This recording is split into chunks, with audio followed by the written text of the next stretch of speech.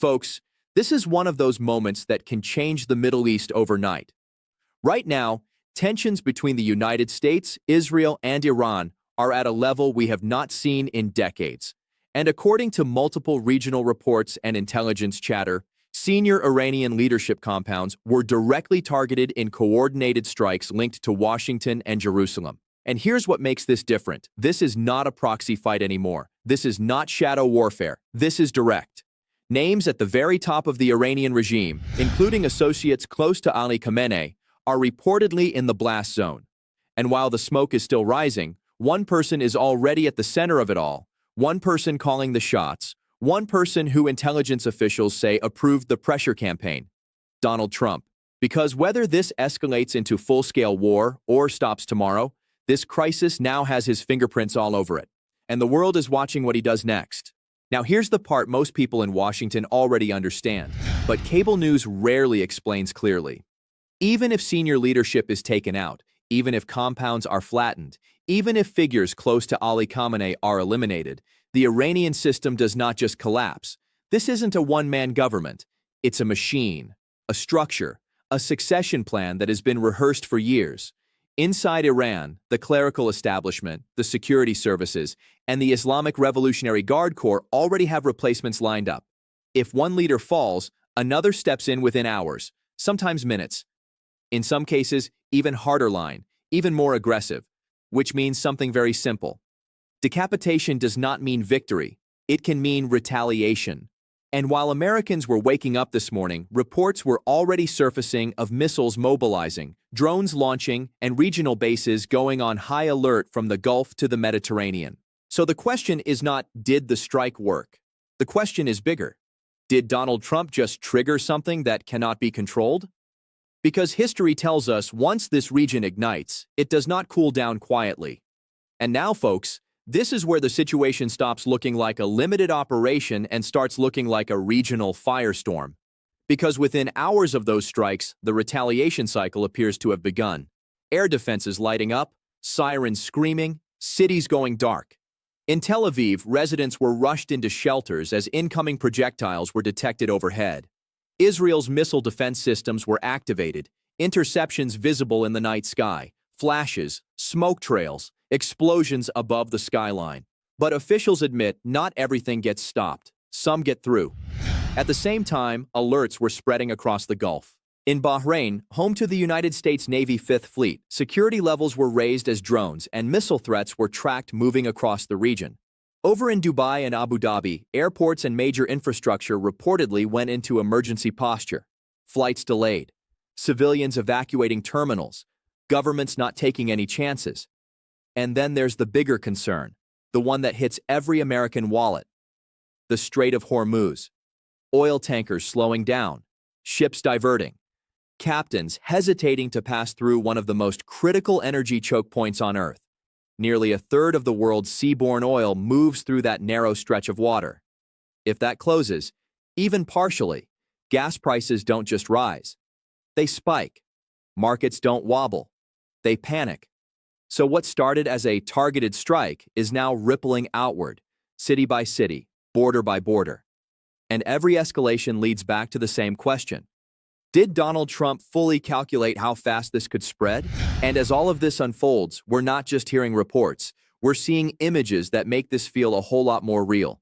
Satellite pictures, thermal scans, blown-out compounds.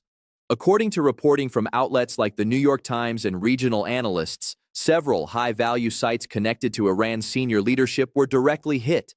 Entire buildings reduced to rubble, roofs collapsed inward, scorch marks visible from space. Not minor damage. Total destruction. The kind of strike you carry out when you're not sending a warning. You're sending a message. Then there's the footage coming in from the ground. Cameras pointed at the sky over Tel Aviv. Streaks of light cutting through the darkness as interceptors launch one after another. You can actually see the defense systems engaging mid-air, flashes, booms, debris falling. It looks less like a city and more like a battlefield. And in the Gulf, cell phone videos showing civilians running, alarms blaring, buildings evacuated in Dubai and Bahrain as authorities brace for possible impacts. This isn't theory anymore. This isn't maps on a screen. This is real time, real people, real fear. which makes the politics back in Washington feel even more surreal. Because while families are ducking for cover overseas, the decisions that triggered all of this were made thousands of miles away, inside rooms controlled by one administration, by one commander-in-chief, Donald Trump. And the question tonight is whether those decisions just made America safer or pulled it straight into another Middle East war. Now let's cut through the chaos and focus on the man at the center of it all, Donald Trump. Whether you love him or hate him, every headline, every missile, every evacuation in the Gulf ultimately ties back to his decisions. Intelligence sources briefed him. Advisors, generals, and foreign partners all laid out the potential fallout.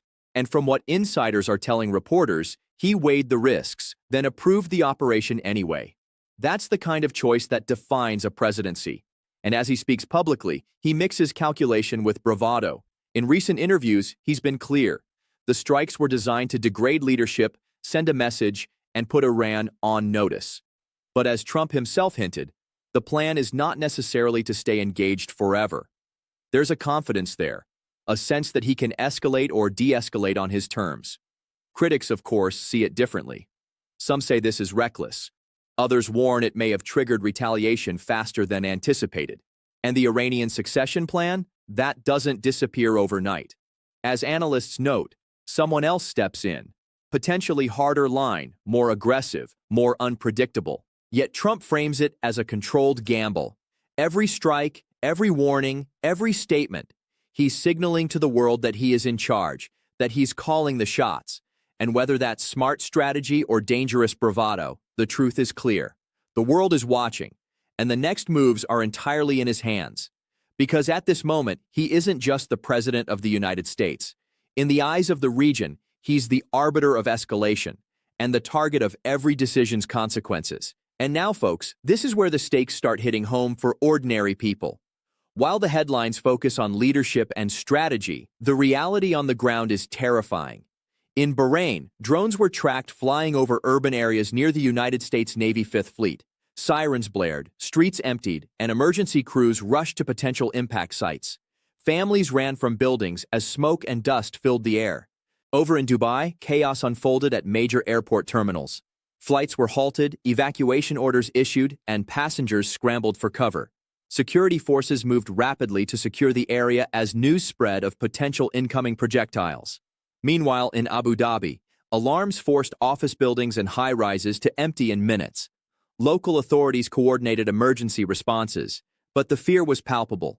And back in Tel Aviv, missile interceptors engaged, flashes lighting the sky, but officials warned that not every projectile could be stopped. One missile reportedly breached defenses, sending panic through neighborhoods. This is where strategy meets consequence. Every decision made thousands of miles away by Donald Trump and his team cascades down to streets, homes, and families. And in this moment, the numbers, the analysis, the politics, they all merge with human fear and chaos. Because war, no matter how targeted, is always personal when civilians are in its path. And now we get to the part that no one can ignore. The human cost that makes headlines feel smaller than the reality. Reports are coming in from southern Iran, from cities like Manab, that civilian areas were affected in the strikes. Families have been displaced, streets are empty except for emergency vehicles. And there are unconfirmed but consistent reports that schools in targeted areas suffered damage. Children, parents, teachers, people caught in the chaos of a conflict they had no part in. The images are haunting. Backpacks scattered, books torn, walls blackened with smoke. The videos and photos coming out of these neighborhoods show a city reeling, a population terrified.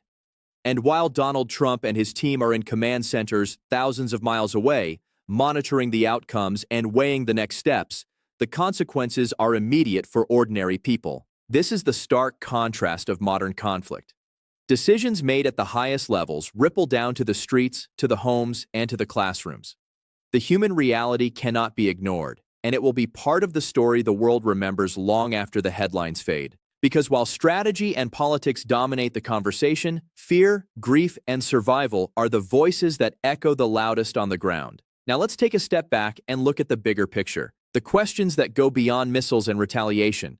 Questions about law, authority, and accountability.